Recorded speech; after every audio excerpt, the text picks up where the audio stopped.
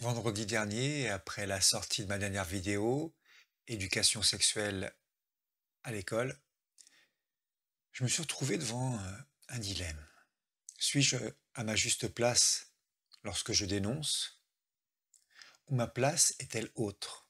J'ai donc fait comme je fais toujours, j'ai demandé à la mère. Enfin, j'avais demandé déjà avant de mettre la vidéo en ligne, et ce qui est venu, c'est vis l'expérience. J'ai donc vécu l'expérience, et à vrai dire, ça m'a bien secoué, et surtout, ça m'a interrogé. Et parmi les questions qui sont venues, l'une d'entre elles était: quel est le but de la chaîne Mère Divine? Est-ce dénoncer l'ancien monde ou révéler le nouveau?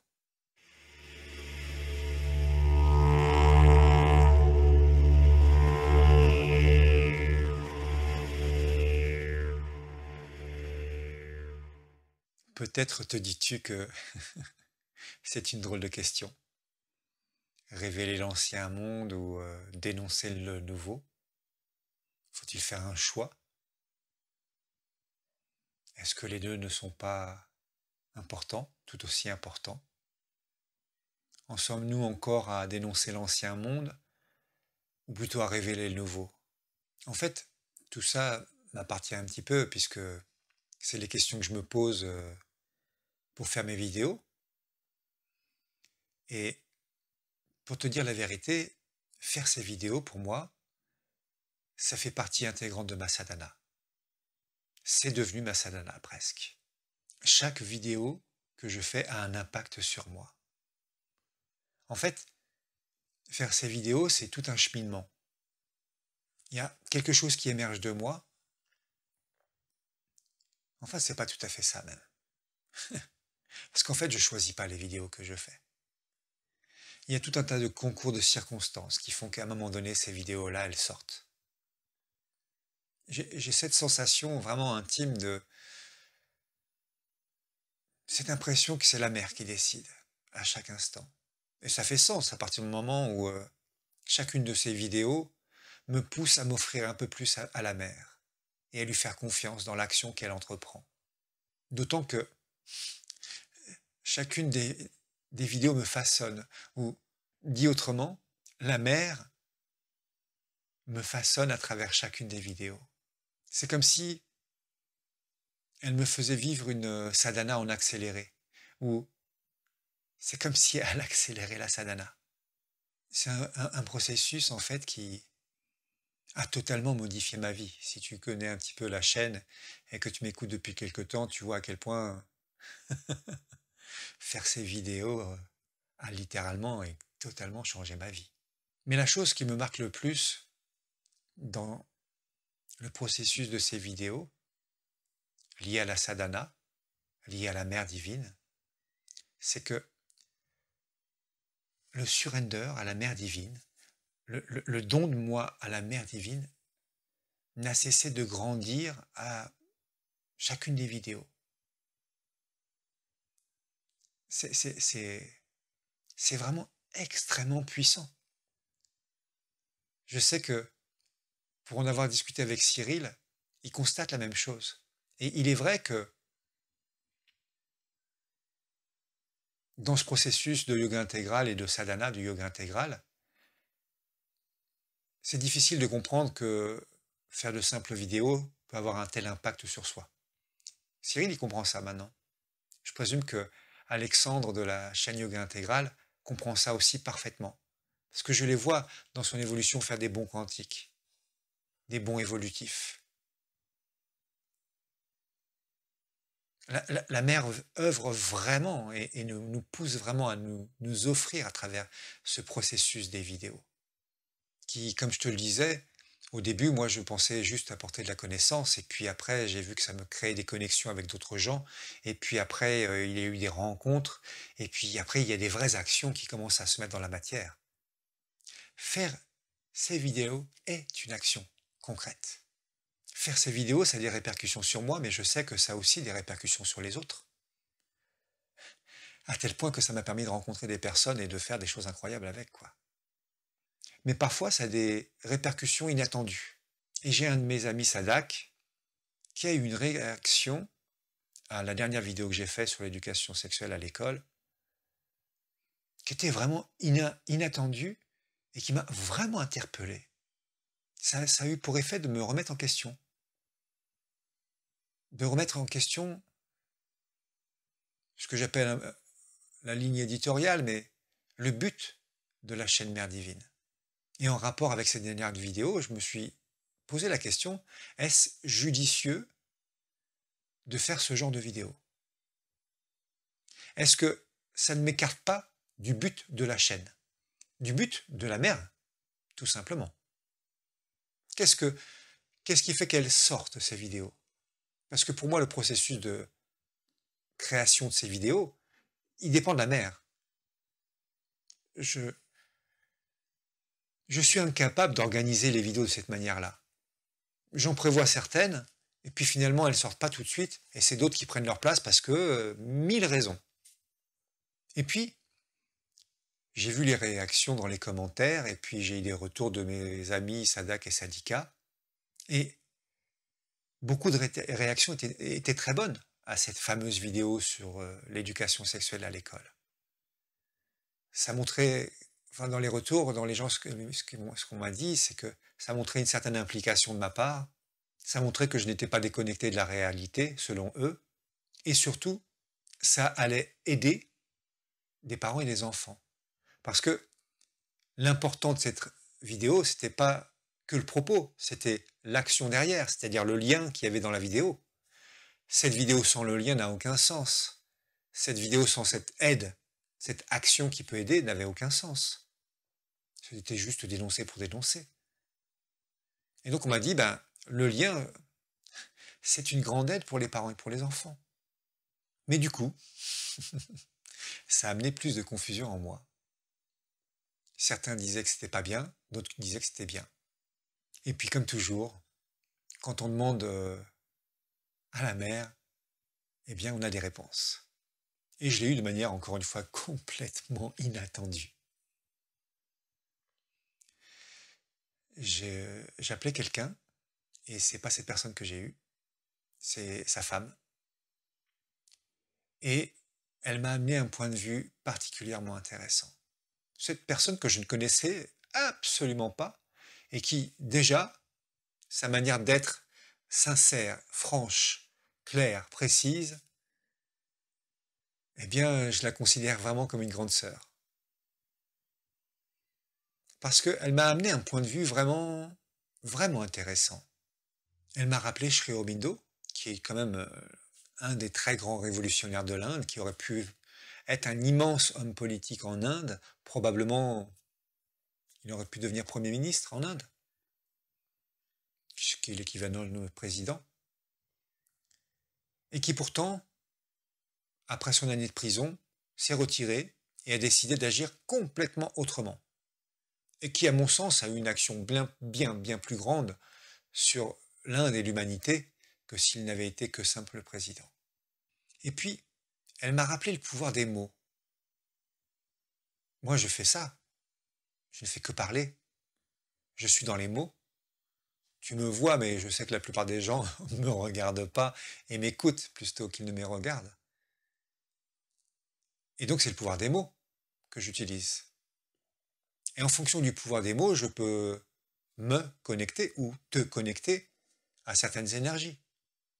Et quand je fais des vidéos qui dénoncent comme celle que j'ai faite précédemment, la question qui m'est venue, c'est à quelle énergie je me connecte moi et à quelle énergie je te connecte toi.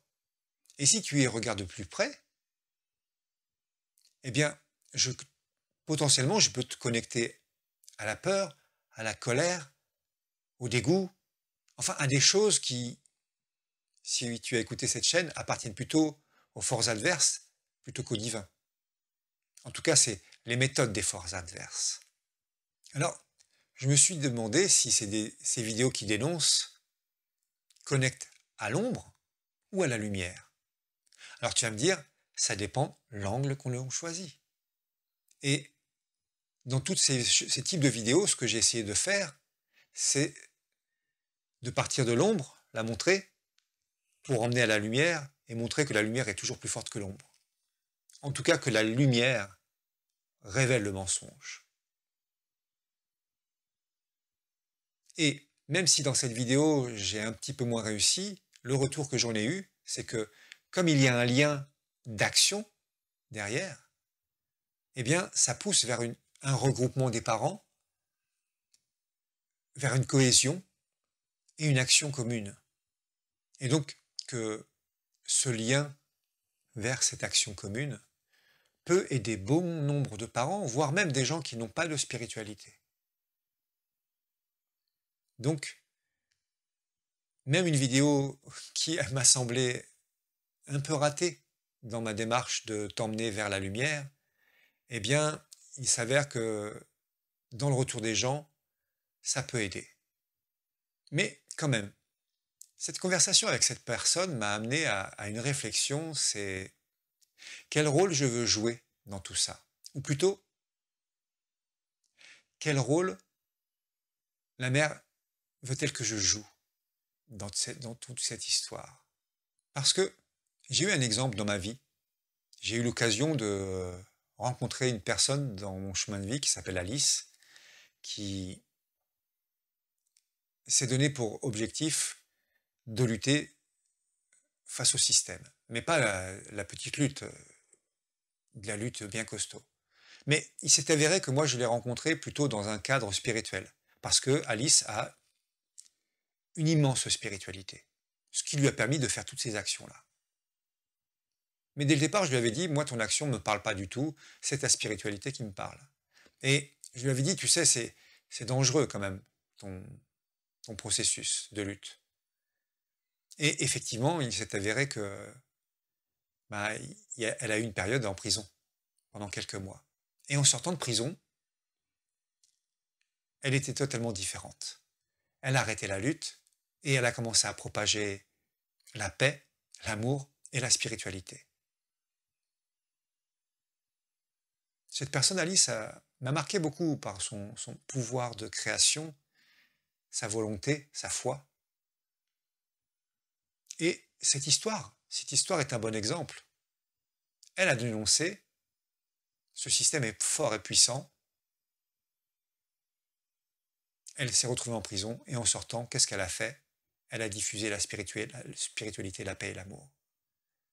Elle est partie sur une voie de changer les consciences. Cette histoire, elle m'a montré quelque chose, c'est que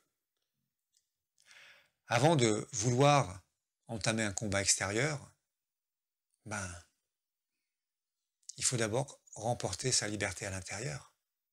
Parce que la vraie souveraineté, elle est en nous. Et quand elle est en nous, elle est partout à l'extérieur de nous, en fait. Nous sommes libres, souverains et surtout particulièrement puissants. Puissants puisque libres. Et dans le yoga intégral, plus tu chemines dans ce surrender à la mer, ce don de toi à la mer, plus tu te rends compte que toi tu fais rien en fait. C'est la mer qui fait tout. C'est la mer qui organise tout. C'est la mer qui te guide. Et que le point ultime du yoga intégral, c'est un immense surrender à la mer. C'est ce qui te libère de tout en fait. C'est ce qui fait émerger ton être psychique, c'est ce qui te connecte au supramental et à son action, c'est ce qui te connecte à la mer et à son action. C'est ce qui te libère dans ta totalité, jusqu'à aller jusque dans tes cellules pour libérer chacune de tes cellules pour les rendre divines. Si ça, c'est pas une action surpuissante, mais bien plus puissante que toute action extérieure qu'on peut entreprendre, bien plus puissante que toute dénonciation du système. Parce que il y a, quand j'avais 20 ans, il y a une phrase qui m'a marqué, je ne sais plus où je l'ai lu, mais j'ai l'impression que c'est dans un livre de Shromido ou de Sakprem, qui disait en substance, si tu veux changer le monde, commence par te changer toi-même. Et à 20 ans, ça m'a marqué cette phrase, parce que à 20 ans, tu as envie d'action, quoi. Tu te dis, mais c'est pas par ça qu'on va changer le monde, c'est en faisant des luttes, des combats, des actions extérieures. Mais j'ai quand même médité longtemps cette phrase, et ce qui a émergé, c'est, en fait, quand tu descends en toi-même et que tu révèles les mensonges en toi, tu deviens souverain et libre en toi-même. Et cette action de s'offrir à la mer, au premier abord, tu te dis, mais je perds toute liberté. Et en fait, c'est l'inverse. Tu gagnes toute la liberté et la puissance. Tu gagnes la puissance de la mer, tu gagnes la puissance de ton être psychique, tu gagnes la puissance face à tout ce système qui n'a plus aucune prise sur toi, en fait. Qu'est-ce que tu veux dénoncer si ce système n'a plus de prise sur toi? Ce qui est important, c'est pas de dénoncer. Ce qui est important, c'est de montrer comment on se libère pour ne plus avoir à dénoncer quoi que ce soit. Parce que si on y regarde de plus près, la prochaine révolution, ça ne sera pas de couper les têtes, même si cette révolution de couper les têtes a eu sa raison d'être à cette époque-là. On n'est plus à cette époque-là. La nouvelle révolution, la vraie révolution qu'on va vivre et qui va tout changer, c'est une révolution des consciences. C'était ça l'objectif de Sri Aurobindo. Ces livres n'ont qu'un seul et unique but, c'est travailler sur les consciences et faire une révolution de la conscience. Et même lui, il allait beaucoup plus loin que ça. Il disait que la nouvelle humanité, elle émergerait quand il y aurait une révolution spirituelle. Parce que dans mon thème de spiritualité pouvoir subversif, je l'ai mis en avant parce que c'était pas pour dénoncer le système que je le mettais en avant. C'était pour te montrer que la souveraineté, elle se trouve à l'intérieur. Que tous les outils du système pour t'asservir, en fait, n'ont aucun pouvoir et aucun impact sur toi si tu t'es libéré intérieurement. Et c'est pour ça que j'ai fait cette chaîne Mère Divine. C'est pour te montrer ce chemin du yoga intégral qui, pour moi, c'est l'une des voies les plus puissantes pour devenir libre et souverain. Quand tu es libre et souverain à l'intérieur, mais il n'y a rien qui peut te déstabiliser ou te toucher de l'extérieur. Tu es plus fort que n'importe quel système. Tu n'es plus fort que n'importe quelle manigance de ce système. C'est ça cette chaîne Mère Divine. C'est ça ce but de la chaîne Mère Divine. C'est te faire découvrir une voie qui va te rendre libre. Une voie avec laquelle tu n'auras plus besoin de lutter face à un système ou de le dénoncer. Et ce que j'essaye de faire, moi, avec mes petits moyens, parce que je suis, encore une fois, je le répète, ni un maître, ni un enseignant de quoi que ce soit. Je suis juste Emmanuel. Et tout ce que je suis capable de faire, c'est te raconter qui je suis et comment j'ai fait mon chemin.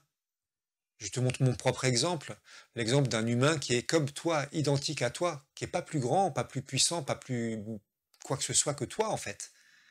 Mais que c'est possible. Que tout individu qui se donne totalement sur ce chemin spirituel, s'offre totalement sur ce chemin spirituel, il devient libre. Alors on en revient encore à cette question de départ. Faut-il dénoncer l'ancien monde ou révéler le nouveau? Au fond, est-ce qu'on doit choisir? Et au fond, est-ce que je choisis? Parce que si tu as écouté ma chaîne, si tu as écouté mes vidéos, et si j'applique ce que je te dis, c'est-à-dire que je m'offre à la mer, et de plus en plus, et que ces vidéos m'aident à m'offrir de plus en plus à elle, je choisis rien en fait. C'est la mer qui choisit, c'est l'être psychique qui choisit.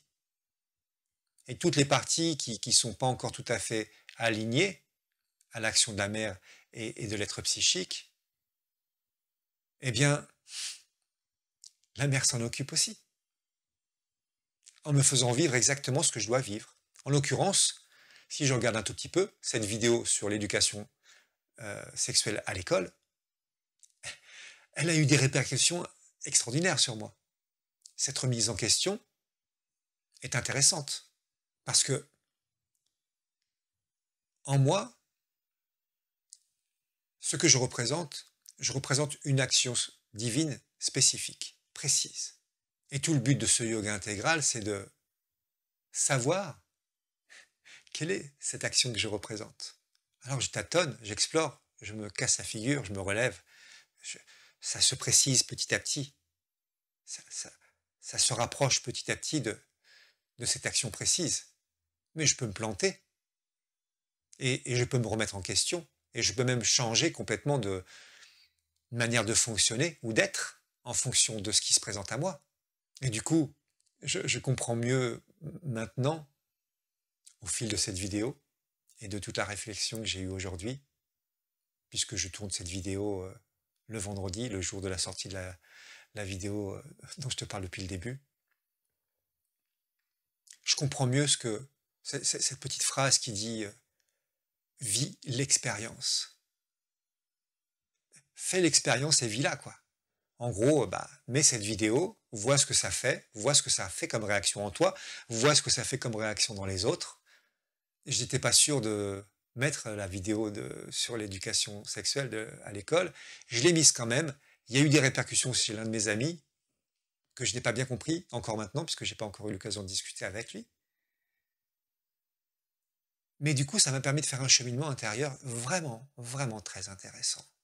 Et surtout, de me préciser un peu plus ce que je fais là. Parce que, au fond, si on y regarde bien, la mère a plusieurs manières de réunir. Sa manière à elle, parfois m'échappe littéralement. Si je regarde un tout petit peu de plus près ce qui s'est passé aujourd'hui, je ne comprends pas. Et pourtant, il y a une raison. Il y a une raison parce que ça m'a façonné, ça m'a modelé à nouveau d'une manière différente. Cet ami qui n'a pas compris ma vidéo et qui est un petit peu fâché, ça va le façonner aussi. Et probablement que toi qui regardes, ça t'a remué d'une manière ou d'une autre, ça t'a touché d'une manière ou d'une autre, ça a eu un impact sur toi. Et puis, cet algorithme divin dont je parle régulièrement, c'est-à-dire la mère qui va emmener la vidéo chez quelqu'un que je ne connais pas et je ne sais pas de la manière qu'elle va utiliser pour l'emmener et ce que ça aura comme répercussion sur cette personne-là, ça ne m'appartient pas, c'est la mère toujours. Mais si je regarde un tout petit peu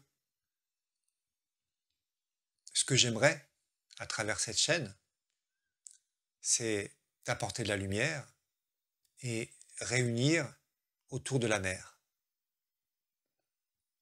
C'est ça qui est important pour moi en fait. Et peu importe la manière qu'elle utilise, elle sait bien mieux que moi. Elle fait bien mieux que moi. Du coup, je m'offre à elle encore plus et je la laisse faire. Et c'est incroyable. C'est incroyable ce qui advient. Je vais laisser toutes les vidéos qui dénoncent, même la dernière, parce que si elles sont là, c'est qu'elles ont un rôle à jouer, qu'elles sont des gens à toucher, elles vont aller chez les gens pour les toucher. Ça appartient à la mère. Une fois que la vidéo est en ligne, ça lui appartient, c'est pas moi qui décide. Et puis ces vidéos font partie de mon chemin, elles font partie de mes erreurs ou de mes réussites, elles font partie de mon évolution en fait, surtout elles sont des marqueurs évolutifs pour moi. Mais j'ai conscience aussi qu'elles font partie de ton chemin. Elles te concernent. Donc, ton avis m'importe. Ton avis compte pour moi. Et j'aimerais bien, si tu es arrivé jusque-là, que tu me dises dans les commentaires ce que tu en penses, toi. Est-ce que il faut continuer à dénoncer l'ancien monde? Est-ce qu'on en est encore là? Ou est-ce qu'il est préférable et bien plus puissant de révéler le nouveau? J'ai eu ma réponse. J'ai eu ma réponse aujourd'hui. Ma réponse est que révéler le nouveau, c'est le plus important. L'ancien monde n'est déjà plus. Révéler l'ancien monde, c'est encore participer à l'ancien monde et donc à ces forces adverses qui veulent perdurer dans cet ancien monde. Mais le nouveau monde, il est là, en fait. À chaque seconde, il est là. Je le vois de plus en plus avec la mer qui m'accompagne à chaque seconde. Et révéler le nouveau monde, quand je regarde ce que ça provoque en moi, ça provoque de la joie, ça provoque du bonheur, ça me met le sourire. Et si je regarde dénoncer l'ancien monde, c'est pas très joyeux. C'est pas très joyeux, même si je vois l'action du supramental qui dénonce le mensonge, mais c'est pas très joyeux. Et ce que j'ai envie, moi, c'est d'apporter cette joie du nouveau monde, cette joie de te dire il est là, quoi, en fait. Que si tu travailles sur toi, si tu t'offres à la mer, ce nouveau monde, il est là, il est devant toi, il est déjà là. Mais voilà, ton avis est important pour moi, donc si tu as envie, laisse un commentaire et dis ce que tu en penses. Je te dis à très bientôt.